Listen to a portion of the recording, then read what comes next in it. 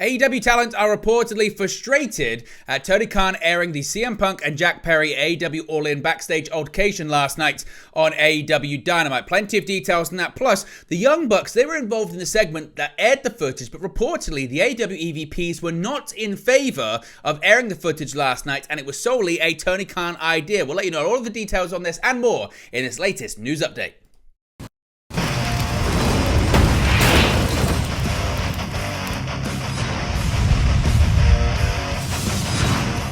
Hey guys, welcome back to Wrestling News 365. Hope everyone is doing very well. As always, plenty of news stories to get into in the world of professional wrestling. Let's start off with the latest fallout of airing the backstage brawl, or at least scuffle, shall we say, between CM Punk and Jack Perry at AEW All-In last night on AEW Dynamite. And the reaction backstage is what you would probably expect, and that's pretty negative and one largely of frustration within All Elite Wrestling. The backstage reaction to Tony Khan showing footage of CM Punk and Jack Perry's AEW All-In altercation on Dynamite has now been revealed. On the April 10 episode of AEW Dynamite, the footage was aired showing what happened after Jack Perry returned backstage after his match against Hook on the 0-hour pre-show in London at Wembley Stadium. Now, addressing the airing on Wrestling Observer Radio, Dave Meltzer had to say the following. He said, quote, "When Punk did his interview, I asked around, and the basic thing was, look, it's over and done with. It was a bad chapter in the history of AEW, and it's over. He can say whatever he wants. Who cares?" There was a couple of people going like, yeah, Adam Page never got to answer back and will never answer because he never wants to be whatever. But most people were like, we're over it. It's not part of our lives. It's not part of our company. Forget about it.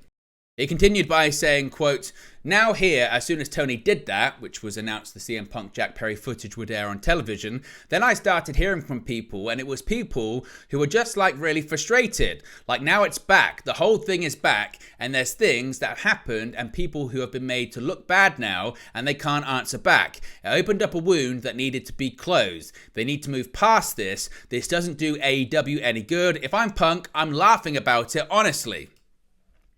I did not think it was a good idea. I never did think it was a good idea, but I thought, look, you've got to give them the benefit of the doubt, see what happens." He concluded by saying, "Here's the thing. Later in the show, when the fans were chanting CM Punk, it was like, well, this one sure backfired. You don't want people chanting the name of someone from the other promotion during your show. And sometimes it's going to happen and you can't avoid it, but this one was one you brought on yourself." Now, as far as the alleged incident that involved both CM Punk and Tony Khan, some people thought we kind of saw this last night when this footage aired, because after the Jack Perry and CM Punk altercation had happened and CM Punk was being held back by the likes of Chris Hero, Jerry Lynn, and others, it certainly appeared as if CM Punk did lunge at AEW President Tony Khan, who was appearing just behind one of the monitors. You couldn't really see him in the shot. But according to Dave Meltzer, we actually didn't see the legitimate footage of when Punk and Tony Khan had this incident that Tony Khan said left him fearing for his life. Here's what Meltzer had to say about it. He said, quote, "The incident with Tony was not going to be shown, and it wasn't shown. But now what's happened is that people are going like, Tony said he threatened my life. Where's the footage?" And it's just like, he did say that, and by showing the footage and having nothing of that, it just wasn't well thought out. I suppose you could have shown that footage too, but that doesn't even play into the storyline at all. So according to Meltzer, certainly, CM Punk lunging seemingly at the AEW president isn't when Tony Khan said he was in fear for his life. It was a separate incident which didn't air last night on AEW television.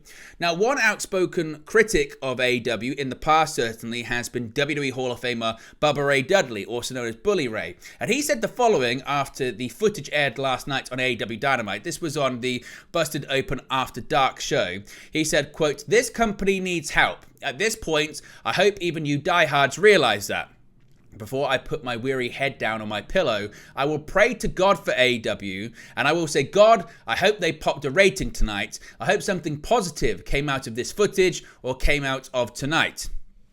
Because when tomorrow comes, if that rating is not good, if they're not back up to at least 800,000, it's going to be dog pile on the rabbit. And the rabbit is going to deserve the dog pile. This is not on the talent. This is not on the locker room. And most of the time, it never is across the board. It's on creative. It's on the booker. It's on the matchmaker. He concluded by saying, quote, "This company needs help. At this point, I hope even you diehards realize that. There are lots of people who want to help. I've gone on the record to say I would help for free. And if you think that's me politicking for a job when I just performed in front of 72,000 people as a special guest referee, you're out of your fucking mind."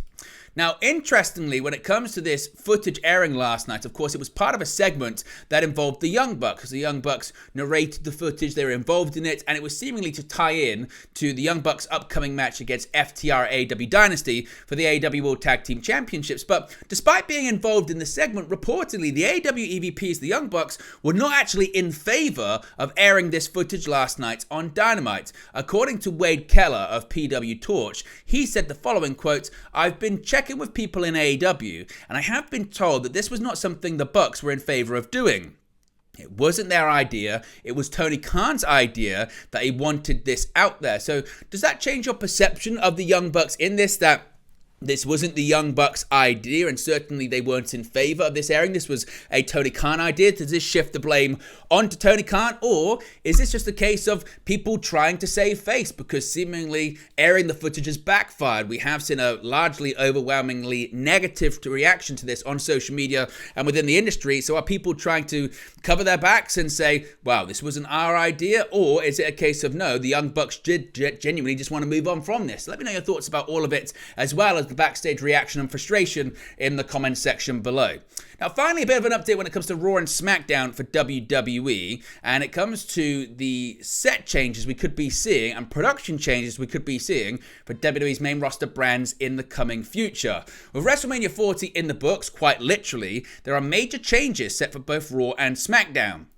According to a recent report from PW Insider, WWE will be rolling back on certain aspects of production to get more fans into their venues to satisfy the increased demand that we have seen in recent weeks.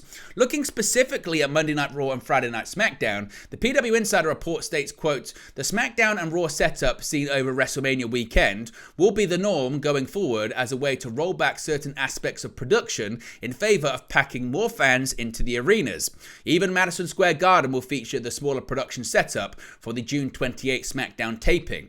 There may be exceptions to this, but this will be one of the changes as part of the Endeavor era."